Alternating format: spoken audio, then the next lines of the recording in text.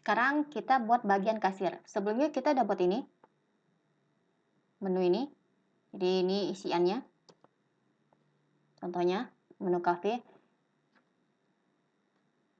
Karena daftar menu udah selesai, kita lanjut ke bagian kasir.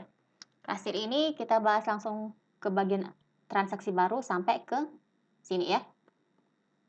Pertama, kita harus buat metode. Metodenya ada 4, ada kosong, aktif, non-aktif, sama nomor otomatis.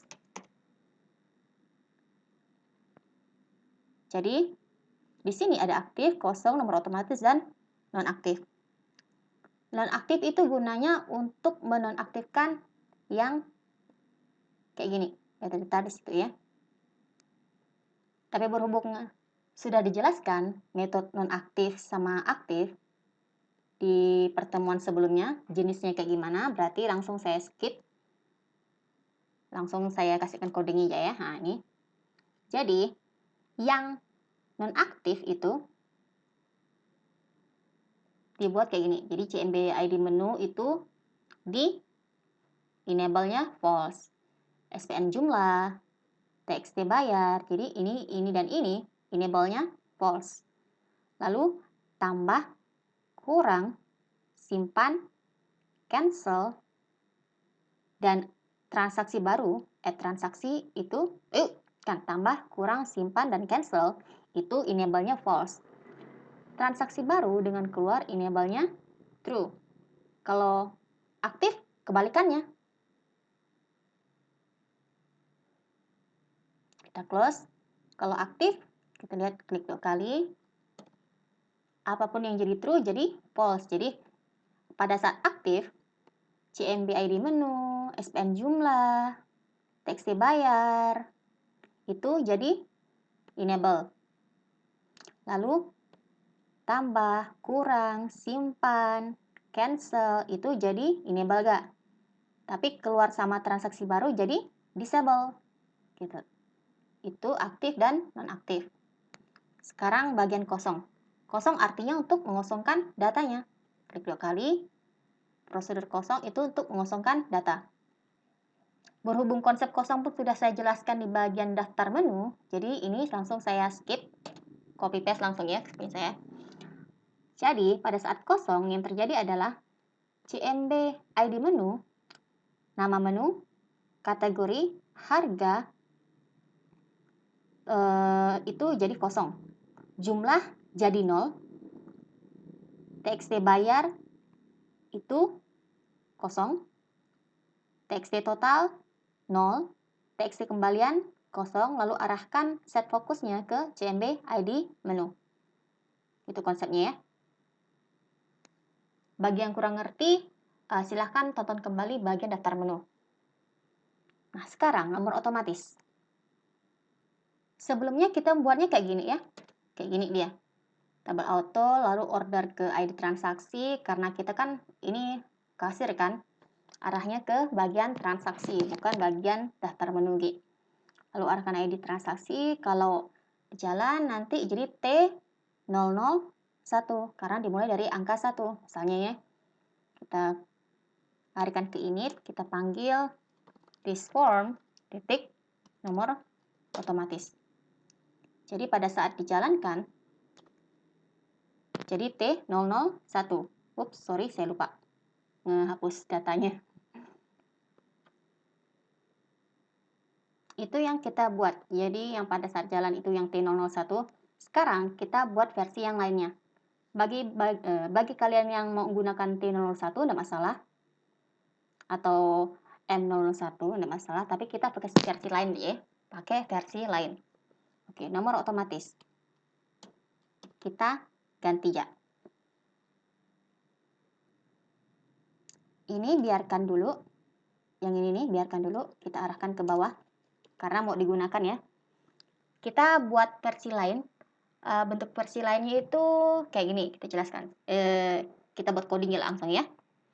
Kita setting tanggalnya kayak tanggal bahasa Indonesia. Yaitu hari, bulan, dan tahun. Set T Italian. Lihat, Italian itu pakai hari, tanggal, bulan, dan tahun kan. D, M, Y, DD, MM, YY. Itu yang kita gunakan. Italian. Versi lengkapnya ada di sini. Kalau American itu MDY, ANSI itu YMD, British itu DMY tapi slash. Italian itu yang mendekati kita. Jerman DMY tapi titik, Taiwan YMD pakai slash, dan seterusnya. Ini versi Fox Pro-nya ya. Habis set date Italian, kita buat variabel baru dengan nama D, lalu pakai DTOC. Kenapa DTOC? Supaya kita bisa memasukkan si variabel D ini ke dalam text box. Kalau tanpa DTOC, itu udah bakal jalan. Biasanya panggil D dalamnya gitu. Habis itu kita tambahkan query baru pakai select bintang G. Select bintang from nama tabelnya, karena kita menggunakan kasir berarti tabel T kasir. Order by waktu. Waktu itu adalah kolom dari tabel kasir. Kita pakai descending, artinya dia mulainya dari paling banyak, misalnya 1 sampai 10 tuh. Dia mulai dari 10, bukan dari 1, gitu ya. Into cursor HH misalnya ya. Lalu dalam query select bintang from kasir ini, kita panggil buat variabel baru dengan nama misalnya X. Dapat dari kursor HH di bagian kolom waktu, karena kita pengen ngambil waktunya. Habis itu, ini S lah aja ya, S. Lalu ini X, variabel X. X itu didapat dari waktu ini. Tapi kita harus setting jadi TTOD.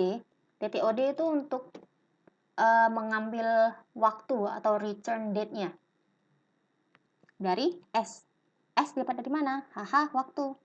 Jadi select bintang from T kasir artinya kita mengambil data dari kasir, order by waktu, berdasarkan kolom waktu, tapi didescendingkan.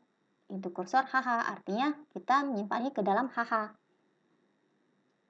Udah gitu, kita cek apakah if dalam kurung date yang tanggal sekarang itu berbeda, tidak sama dengan X, yaitu yang waktu ini, S ini.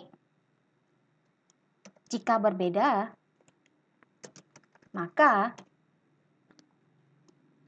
lakukan, jangan lupa end if-nya, lakukan select auto, select T auto, memanggil T auto nih, lalu replace T auto di bagian ID transaksi dengan T auto di bagian ID transaksi ditambah 1. Ups, salah. Langsung ganti jadi 1. Jadi auto itu berubah menjadi 1 nanti.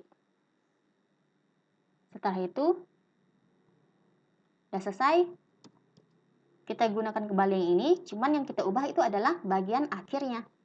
Pada saat yang ini kan T001 kan, kita ada penambahan 1 yang namanya D tadi, DS nih, S, HH waktu, kita selipkan ke sini. Setelah T tambah D. Gitu. D ini pada saat simpan dan kita jalankan akan berubah menjadi T, lalu nongol tanggal hari ini, lalu 001. Sebelumnya kan T001, sekarang ada nyelip 1 tanggal. Itu caranya. Lebih banyak. Jadi konsep kalian itu boleh yang versi mudahnya atau kalian setting lebih kompleks lah gitu ya. Itu penomoran.